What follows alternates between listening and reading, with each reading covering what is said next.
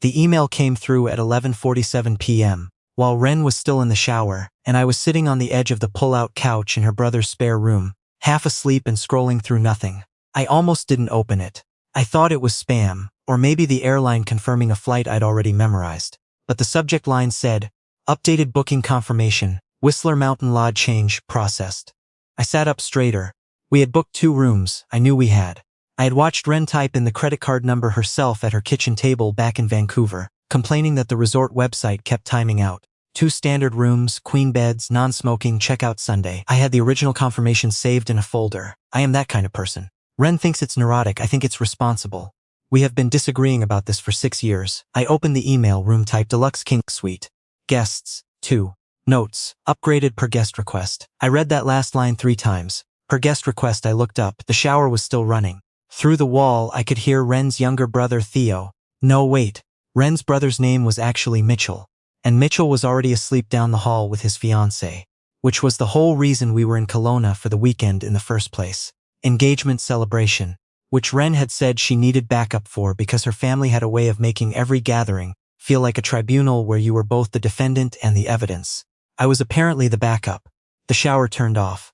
I lowered my phone. Ren came out a few minutes later in an oversized Canucks hoodie that I was 70% sure used to be mine, hair wrapped in a towel, holding a glass of water like she had not just reorganized our entire accommodation without mentioning it. "Hey," she said. "Hey." I held up my phone. "I got an email from the lodge." She looked at the screen, her face did almost nothing, which told me everything. She said. "Ren," the towel's slipping. "Ren," she adjusted the towel, sat on the end of the pullout with her water glass. "It was a limited time upgrade offer. The system sent an alert and it says per guest request." She looked at the window. Outside, Kelowna in November was very dark and very quiet and not helpful to either of us. "I thought a nicer room would be more comfortable," she said. "For the drive up. We've been awake since 5. That doesn't explain 1 bed. It's a suite. There's a sitting area, Ren. It's a king suite." She finally looked at me. Her expression was the one she used when she was not exactly lying but had decided the full truth could wait a few more minutes.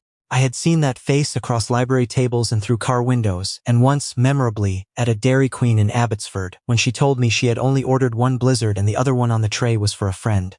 She ate both of them. "It'll be fine," she said. "It'll be fine," I repeated. "We're adults. We are 2 adults who just told your brother we were staying in separate rooms. Mitchell doesn't care where we sleep. Your mother does. She asked me twice tonight what my intentions were." Ren smiled into her water glass. "She asks everyone that. She asked the guy who came to fix the furnace. She did not. He's coming back for dinner in March." I fell back against the pull-out pillows and stared at the ceiling. Ren was still sitting at the end of the mattress, and I could feel the slight weight of her there even though we were not touching. 6 years. We had met in our 2nd year at UBC in a seminar on contemporary Canadian literature, where neither of us had done the reading and we spent most of the class passing notes, criticizing each other's wrong answers in low, careful handwriting. By 3rd year she was the person I called when my lease fell through. By 4th year I was the one who drove her to the emergency walk-in at midnight, when her knee swelled up from an old soccer injury she had never properly dealt with. After graduation I moved to North Vancouver for work. She stayed in Vancouver proper. We were 20 minutes apart by transit and saw each other twice a week like it was scheduled. Except it wasn't. It just happened because that was the shape our lives had taken. My brother once said, "You guys are either going to get married or stop talking, and I can't figure out which one it'll be." He had meant it as a joke. I had laughed. But afterward I sat in my car in his driveway for a few extra minutes. We drove up to Whistler the next morning. 4 hours there, which became closer to 5 because of a slowdown past Squamish, and a stop at a Tim Hortons, where Ren ordered a large double-double and a breakfast sandwich, and ate half of it before we got back on the highway, then passed me the other half without being asked because she already knew I hadn't eaten. That was the kind of thing she did. It sounded small. It was not small. The lodge was the kind of place that looked like it had been designed by someone who'd seen a lot of Instagram photos of Banff and decided to aim slightly left of that. Dark timber, warm lighting, huge windows facing the mountain. The lobby smelled like cedar and someone's expensive candle.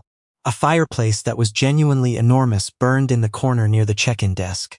The woman at the front desk was young and cheerful, and went through our booking with the careful efficiency of someone who had handled a lot of winter weekend guests.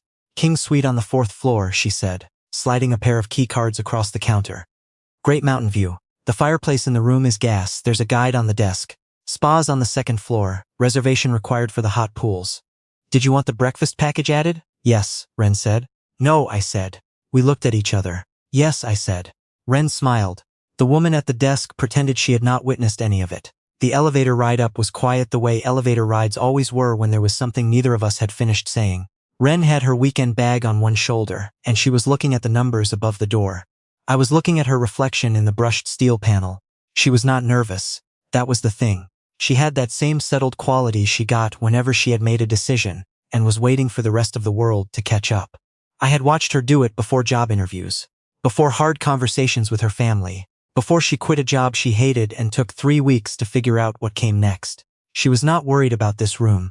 That made one of us. The suite was genuinely nice. I will give her that. High ceilings, a small sitting area with 2 armchairs and a coffee table, the mountain visible through the window as a dark shape in the early evening clouds.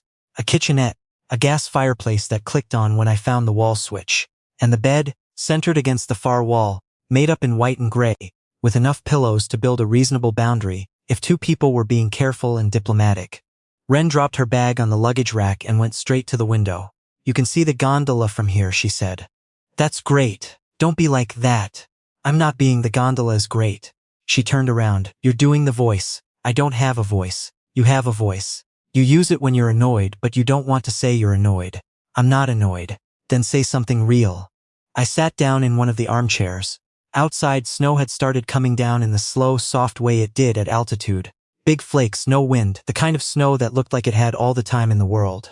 When did you change it? I asked. She turned back to the window for just a second. Then she came and sat in the other chair. She pulled one knee up to her chest and looked at me the way she looked at problems she was trying to decide whether to solve or just sit with. Tuesday, she said. That was 4 days ago. You let me pack a bag and drive 5 hours without saying anything. I packed snacks. Ren, it's good snack. The expensive crackers you like. Why? She looked at the fireplace. The gas flame moved in the small, constant way that was almost like a real fire, but not quite. Because I was afraid if I told you, you'd find a reason to make it not a big deal, and then nothing would change. I didn't answer right away. Nothing needs to change, I said, and even as I said it, the sentence felt too light for what I was carrying. Ren looked back at me. Do you actually believe that? I looked at my hands. I looked at the mountain through the window. I looked at the fire. I don't know, I said. She nodded slowly. That's the most honest thing you've said to me in probably 8 months. That was fair. That was accurate and fair, and I wanted to argue with it, and couldn't. Here is the thing about Ren that I had always understood but never said out loud. She was not easy to overlook. Not her laugh, which arrived suddenly and sounded like it surprised her every time. Not the way she argued, never loud, always precise, like she had taken everything apart and was handing you back the piece you needed. Not the way she showed up. When my dad had his heart scare 2 winters ago, and I called her at 11 at night not entirely sure why, she was at my apartment in 45 minutes with tea I hadn't asked for, and the specific kind of quiet that meant she wasn't going anywhere. She sat with me until 2 in the morning while I talked about things I didn't normally talk about, and then she fell asleep on my couch and didn't make it weird. She never made it weird. That was her gift and my problem. Because somewhere in the middle of all those years of her not making it weird, I had made it something else entirely in my own head, and then made a decision not to say so because what if it broke everything? Say it, she said. I looked up. Whatever you're thinking right now, Ren said. Say it. I'm thinking this is an elaborate way to have a conversation. Historically, we don't have it any other way. She was not wrong. Our important conversations had happened in cars, at closing time in bars. During long walks where having somewhere to look other than at each other made things easier. We were 2 people who were very good at talking and very bad at saying the exact thing. You scared me, I said, not in a bad way. In the way where I looked at that email and the first thing I felt was not annoyed. The first thing I felt was something else. And then I got too annoyed. She was very still. What was the something else, she asked. I exhaled. Like I'd been hoping for something I hadn't admitted I was hoping for. And then suddenly it was in a confirmation email and I didn't know what to do with that. Ren was quiet for a moment. The snow outside kept coming down. For me it was the night of your work thing, she said. The December one last year. You had to go, I said I'd meet you after. And then your colleague's dinner ran late and you texted me to go home, and I was already on the SkyTrain. She paused. I sat there for like 4 stops past where I should have gotten off because I didn't want to go home yet. Not because I was bored. Because I'd been looking forward to seeing you and then I was going to have to wait 3 more days, and that felt like too long. She shook her head a little. And I thought, That's not how it works if it's just friendship. That's not how that should feel. I thought about that night. I remembered the guilt of the text. I had not thought about why the guilt felt bigger than it should have. Why didn't you say anything? I asked. She gave me a look. You could have noticed. There it was. Because I had noticed. I had noticed more things than I had let myself name. The way she texted me before anyone else when something happened, good or bad. The way I kept a running list of things to tell her all day, like she was the destination of everything I encountered. The way I had gone on 4 or 5 dates over the past 2 years and never once felt the particular kind of interested that I felt just sitting across a table from Ren in an ordinary Tuesday. I had noticed. I had called it something smaller on purpose. I was protecting the friendship, I said. I know, I didn't want to, I know, she said it without impatience. Me too. For a long time, I looked at her. What changed? Mitchell and Julia. She smiled, small and a little tired. Watching my little brother look at someone the way he looks at her. And then looking at you next to me at dinner last night and thinking, I'm not doing this for another 6 years. She tilted her head. I'm 31, not a saint. I laughed. Not because it was the right reaction, but because there was no other option when Ren said the exactly correct thing. So, I said. One room, she agreed. That was your solution. I also considered just telling you directly and then I thought of the crackers. The crackers won. The crackers seemed like a reasonable compromise. I leaned back in the chair and shook my head slowly. But I was still smiling. This is genuinely one of the stranger things anyone has done in the history of our friendship. I know. She did not look sorry. Is it working? I looked at her sitting across from me with her knee pulled up, and the firelight catching the side of her face and the mountain behind the glass going white with snow. Yeah, I said. It's working. She uncurled from the chair and sat on the edge of the low coffee table between us, close enough that I could have reached over without moving much. I don't want tonight to be about the room, she said. I want it to be about us deciding something, not because the room cornered us into it. That's a very reasonable position for someone who engineered a room corner. I contain multitudes. Ren, yeah, I stopped pretending you were just my best friend somewhere around the 2nd year. I watched her face change. I don't know exactly when. It wasn't dramatic. It just became true and I kept filing it under something else because that was easier. She was quiet for a beat. We've wasted a lot of time being careful. I don't want to be careful anymore. I don't either. She looked at the space between us. Then she reached over and put her hand on my knee, light like a question. I put my hand over hers. That was the answer. We both knew it. We didn't kiss right then. I want to be clear about that. We sat there in those 2 chairs by a gas fireplace in Whistler, with snow coming down outside, and had the kind of conversation that should have happened 8 months ago, or maybe 2 years ago.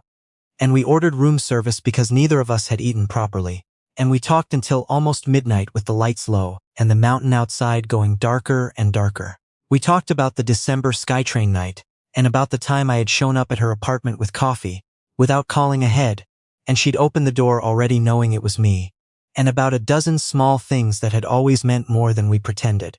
At some point she moved from the coffee table to the arm of my chair, and that was how we stayed, her shoulder against mine until it wasn't. The morning came in gray and cold, the mountain barely visible through cloud, which in Whistler in November is just Tuesday. We had breakfast in the lodge restaurant because we'd paid for the package, and it was the kind of breakfast where nothing dramatic happened. But everything was different in the quiet particular way that things are different after you've finally said them. The table next to us had a family with 2 kids under 5, and the kids were eating pancakes with the serious focus of people doing important work. Ren watched them for a second, and I watched her watch them, and neither of us made it a thing. Her phone buzzed. She looked down. Mitchell wants to know if we're coming to the afternoon skate. Are we going to the afternoon skate? We are going to the afternoon skate. She put her phone away. He texted me a question mark 4 times. He knows something's different. He texted a question mark. He asks everyone 4 question marks. It's his communication style. Ren, he sent you 8 question marks last night. She picked up her coffee. We're going to the skate. The rink was the outdoor one at the base of the village. The kind of picturesque Canadian thing that appears on tourism websites, and genuinely looks exactly like that in real life. Mitchell was already there with Julia and a few of her cousins, everyone renting skates from the booth by the entrance. Mitchell looked at us when we walked up. Not suspiciously, just, he looked. The way younger siblings look when they know something has shifted but can't fully articulate what. Hey, he said. Hey, I said. He looked at his sister. She looked at him. He grinned. Okay, he said, and went back to tying his skate. Ren exhaled beside me. That's it, I asked. That's Mitchell, she said.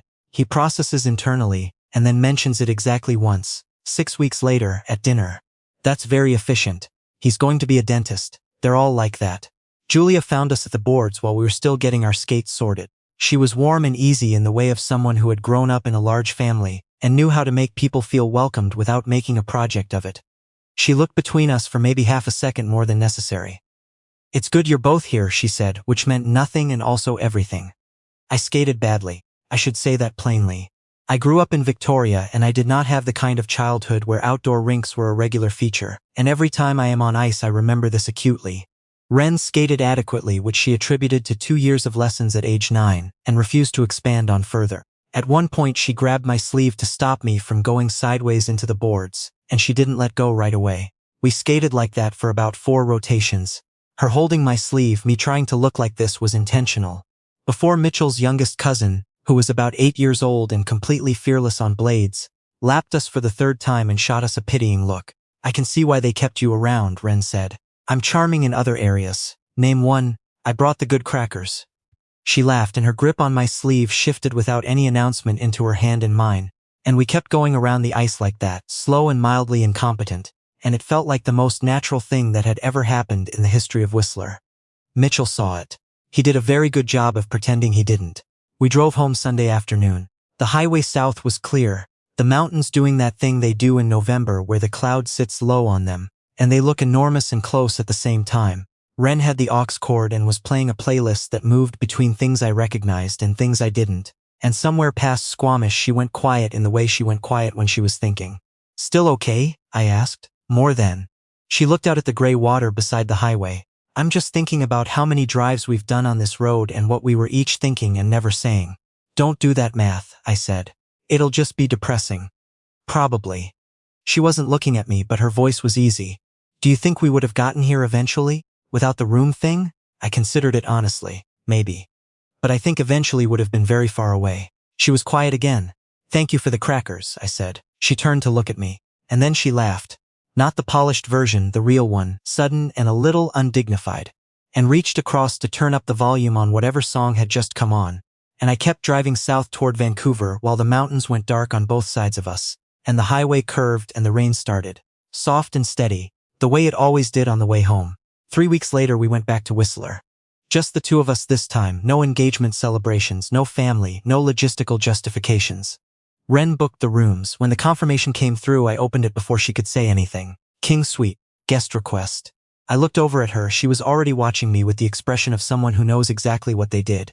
"Again," I said. "The view is better, Ren, and I got us the breakfast package." She paused. "The good one, with the eggs Benedict." I put my phone down. "Fine," I said. She smiled, and it was the smile from the library table and the Dairy Queen and the SkyTrain, and all the hundreds of ordinary places where I had quietly noticed and not named it. Finally out in the open where both of us could see it. "One condition," I said. "Name it, I get the left side." She considered this with the gravity it deserved. "Negotiable," she said. She gave me the left side.